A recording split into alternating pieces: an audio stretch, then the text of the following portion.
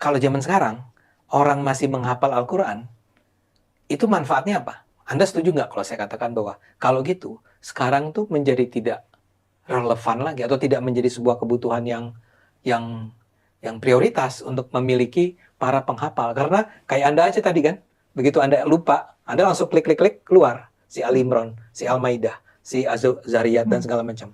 Jadi what is the purpose? Apa manfaatnya bahwa ada banyak orang di Indonesia ini, di seluruh dunia menghafalkan Al-Quran?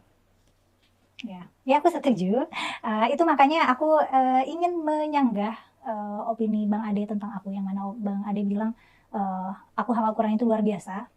Karena bagiku jadinya itu biasa aja, karena tidak ada manfaatnya. Ini betina yang lain. Ini urusan betina nih malam nih. Bu, apalagi yang satu bilang, saudara, kali ini dia ngaku dulu saya penghafal Quran. Diwawancarai, yang wawancarai seorang doktor, dosen dari universitas, saudara, yang terkenal di Indonesia, luar biasa. Si dosen nanya, bagaimana dengan hafalan Qurannya? Nggak penting itu hafalan Quran. Dulu saya hafal Quran, waktu saya baca Quran, hafal Quran, banyak orang-orang pada datang ke saya, ibu-ibu pada datang ke saya, minta air dibacain, minta doa, minta berkah. Ya dulu sih saya ya terima-terima aja, tapi sekarang saya baru sadar ternyata nggak guna itu semua. Dan perempuan ini sekarang udah nggak pakai jilbab lagi, dulu pakai jilbab. Saudara, jadi dengan sombongnya dia katakan bahwa ngapalin Quran tuh nggak perlu. Saya dulu hafal Quran, nggak ada manfaatnya. Si dokter nih yang dari universitas, saudara, wah mendukung perempuan tadi. Memang nggak perlu kan untuk menghafal Al-Quran, kurang ajar. Masya Allah, kacau tidak? Kacau tidak? Saudara, siapa bilang menghafal Quran itu tidak perlu? Dan siapa bilang menghafal Al-Quran itu tidak berguna? Tunggu dulu. Yang bicara seperti itu hanya orang bodoh. Tapi Habib itu kan yang bicara dulu hafal Quran dulu. Sekarang dia udah nggak hafal Quran lagi. Allah cabut hafalannya, saudara. Jadi nggak ada tuh manusia melupakan Al-Quran, nggak ada. Al-Quran yang melupakan dia, saudara. Nggak ada tuh manusia tinggal Al-Quran. Al-Quran yang tinggalkan dia, saudara. Allah Maha tahu kalau perempuan tadi, saudara, satu saat akan menghina Al-Quran, satu saat akan merendahkan Islam, saudara. Allah Maha tahu. Maka itu hafalannya tidak berkah, sehingga lupa dengan dia punya hafalan dan bicara seenaknya. Nah, sekarang kalau ada yang mau tahu apa sih manfaat gunanya ngapalin Quran, mau tahu tidak? Mau tahu tidak? Satu saja saya mau bahas pada malam hari ini, apalagi kebetulan kita menyambut bulan Ramadan. Yang bulan Ramadan itu disebut juga Syahrul Shom, bulan puasa. Disebut juga Syahrul Quran, bulan Al-Quran, karena untuk pertama kalinya Al-Quran diturunkan di bulan Ramadan. Allah menyatakan dalam Al-Quran, Syahrul Ramadan alladzi unzila fihil Quran hudal linnas wa bayyinatin minal huda. Hudal linnas, saudara, wa bayyinatin minal huda wal furqan. Jadi saya mau ingatkan di sini kepada semua umat, kalau kita mau tahu apa sih pentingnya menghafal Quran, yuk mari kita lihat satu ayat. Perhatikan baik-baik, Bapak, Ibu, ini penting. Allah berfirman dalam Al-Quran, faqala ta'ala, inna nahnu nazzalna dzikra wa inna lahu lahafizun. Kata Allah, sesungguhnya kamilah yang telah menurunkan az-dzikra, yaitu Al-Quran, wa inna lahu lahafizun, dan sesungguhnya kamilah yang akan menjaga Al-Quran. Bapak, Ibu, dalam ayat ini Allah menyebut dirinya dengan nahnu. Dalam bahasa Arab, nahnu itu artinya kami. Nah, pertanyaannya, kenapa Allah menggunakan kami? Kan Allah itu tunggal, satu, ahad, tidak berbilang, saudara. Nah, maka ada dua jawaban. Jawaban yang pertama, kenapa Allah gunakan nahnu dalam ayat tersebut? Yang pertama, lita'zim, untuk mengagungkan zatnya. Jadi dalam bahasa Arab, Bu, jangan disamakan dengan bahasa Indonesia. Kalau bahasa Indonesia kami itu menunjukkan banyak, bukan satu orang. Tapi kalau Allah menyebut zatnya nahnu, kami, itu untuk menunjukkan keagungannya, ketinggiannya, kesuciannya, kebesarannya, sampai untuk menunjukkan keagungan, kesucian saudara dan kebesarannya. Enggak cukup kata ana nahnu. Nah, itu dalam bahasa Arab li ta'zim, untuk pengagungan. Kira-kira jelas tidak? Hati-hati nih, kadang-kadang ada pendeta-pendeta yang ingin nyebarin kekacauan di tengah umat Islam. Dia pakai ayat ini, lihat tuh di Quran, Tuhan kalian itu mengatakan nahnu, berarti Tuhan kalian banyak dong. Nah, ini orang-orang yang nggak paham, yang nggak ngaji, gampang tertipu saudara. Makanya lewat pengajian ini kita bekali. Jadi kalau besok ada yang ngomong begitu, mau bikin umat Islam murtad, itu udah tahu jawabannya. Tunggu dulu, nahnu itu nggak selalu berarti banyak. Nah, nahnu itu bisa digunakan li ta'zim saudara. Sama dalam bahasa Arab kata antum itu juga digunakan untuk li ta'zim. Kadang-kadang murid mau bicara sama guru, nggak pantas dia bicara anta. Anta ya guru, nggak, dia bicara antum ya ustaz. Padahal gurunya satu, tapi disebut antum. Untuk apa? Ditakrim, untuk menghormati si guru. Itu berlaku dalam bahasa Arab saudara. Kira-kira jelas tidak? Itu yang pertama. Kenapa Allah menggunakan inna nahnu nazzalna dzikra? Nahnu, kami yang menurunkan Al-Quran. Satu jawabannya li ta'zim, untuk mengagungkan zat Allah. Yang kedua saudara, kalau Allah menyatakan wa inna lahu lahafizun, dan sesungguhnya kami yang akan menjaga Al-Quran itu. Nah, kata nahnu saudara itu menunjukkan ada unsur lain yang Allah libatkan dalam penjagaan Al-Quran. Seperti kalau Allah menyatakan dalam Al-Quran khalaqtul jinna wal ins, jadi kalau dikatakan khalaqtu, saya menciptakan. Kalau Allah mengatakan khalaqtul insa, saya ciptakan manusia, berarti nggak ada unsur lain yang terlibat, hanya Allah sendiri yang menciptakan manusia. Seperti penciptaan Nabi Adam, seperti penciptaan Siti Hawa, Allah yang langsung menciptakan, tidak ada unsur lain dilibatkan. Khalaqtu, saya yang menciptakan. Tapi kalau Allah menyatakan khalaqnal insan, kami menciptakan manusia, artinya selain untuk takzim, mengagungkan zat Allah, juga rahim ibu kita, yang kemudian rahim ibu kita, yang kemudian berbuahlah sel telur tersebut menjadi janin di dalam rahim ibunya. Artinya apa? Ada unsur orang tua dilibatkan. Tetap yang menciptakannya adalah Allah, tapi Allah melibatkan unsur lain dalam penciptaan tersebut. Itulah rahasianya kenapa dikatakan khalaqnal insan, kami ciptakan manusia. Kira-kira jelas tidak? Kembali kepada soal Al-Quran, inna nahnu nazzalna dzikra, sesungguhnya kami yang menurunkan Al-Quran.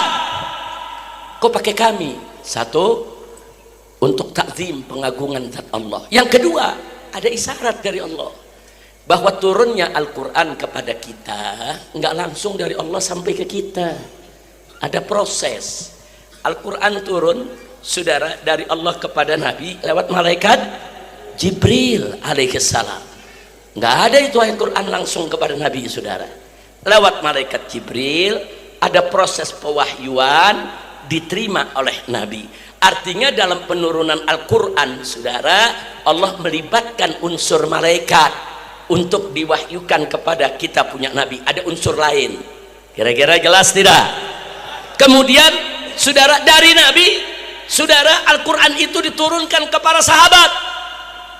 Artinya sahabat mendapatkan Al-Quran lewat Nabi, Nabi mendapatkan Al-Quran lewat proses pewahyuan dari Allah melalui malaikat Jibril. Ada proses Allah libatkan, ada unsur-unsur lain Allah libatkan.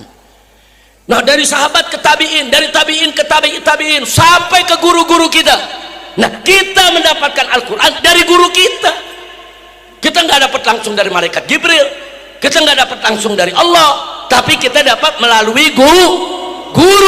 Ada unsur lain tidak dilibatkan? Ada. Kira-kira jelas gak?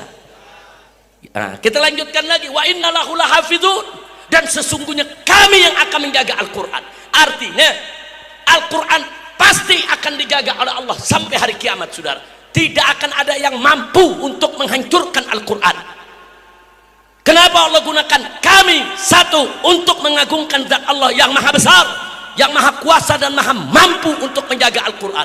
Tapi pada saat yang sama ada isyarat, dalam menjaga Al-Quran ada unsur lain yang Allah libatkan, saudara.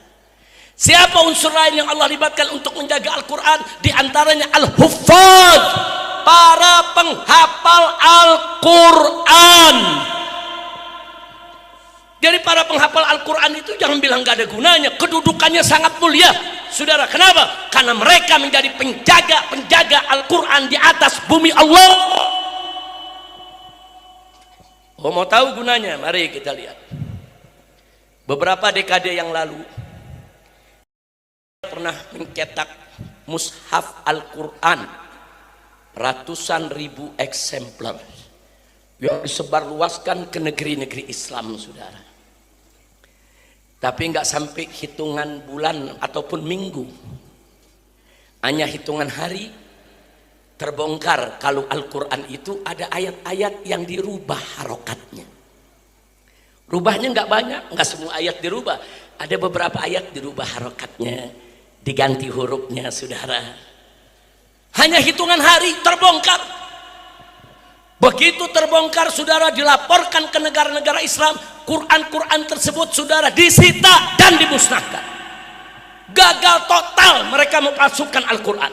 Siapa yang membongkarnya? Para penghafal Al-Quran. Para penghafal Al-Quran, saudara, kadang-kadang dalam murojaah mereka kan suka lihat kembali mushafnya, saudara, untuk menguatkan hafalan mereka.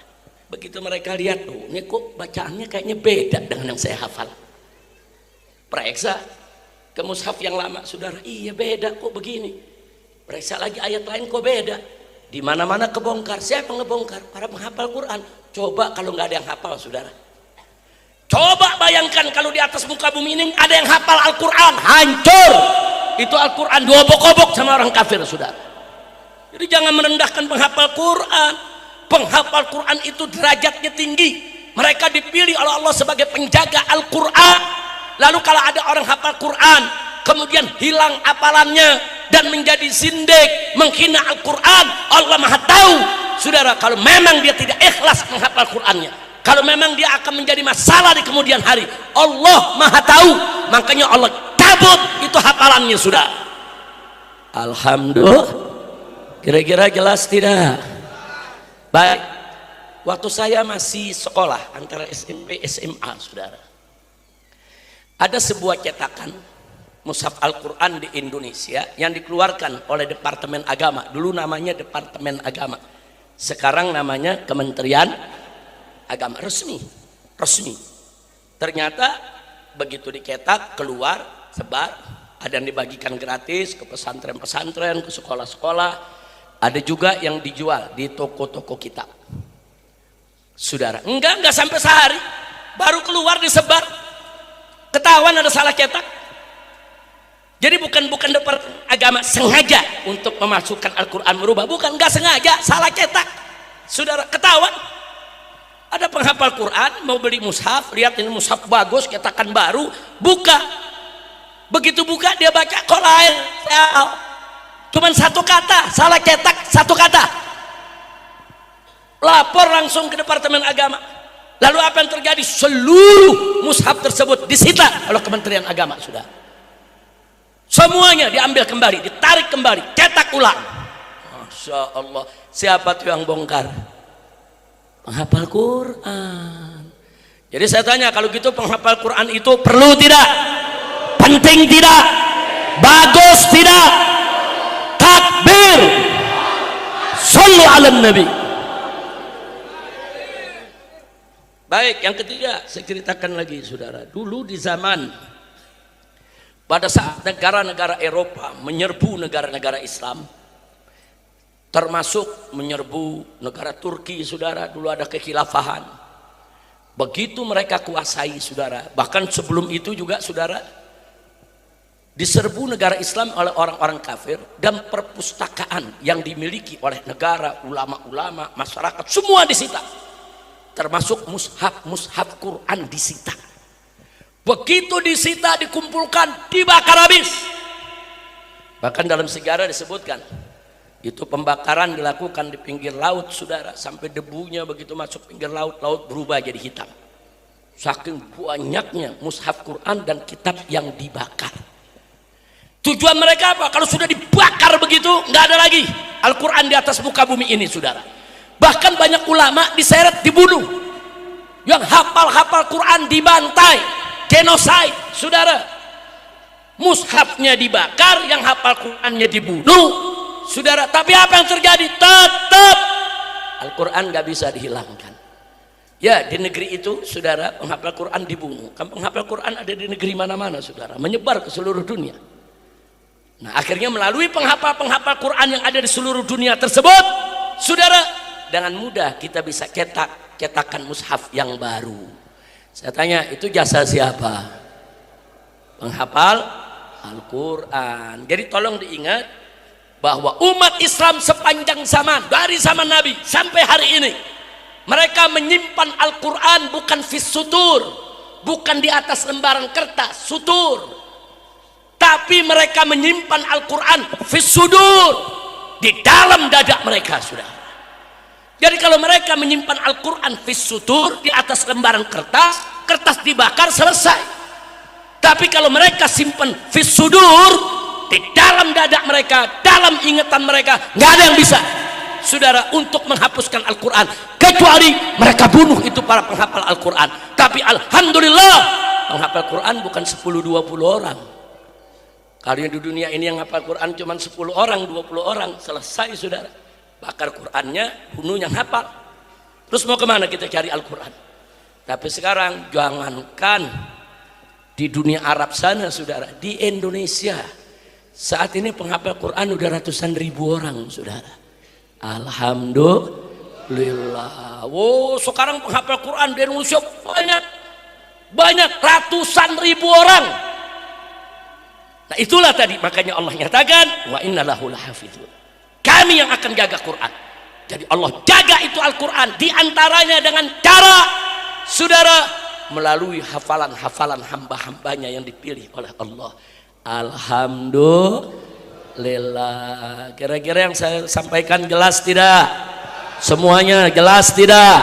Jadi saya mau tanya sekali lagi, penghafal Quran penting tidak? Perlu tidak? Bagus tidak? Berguna tidak? Takbir.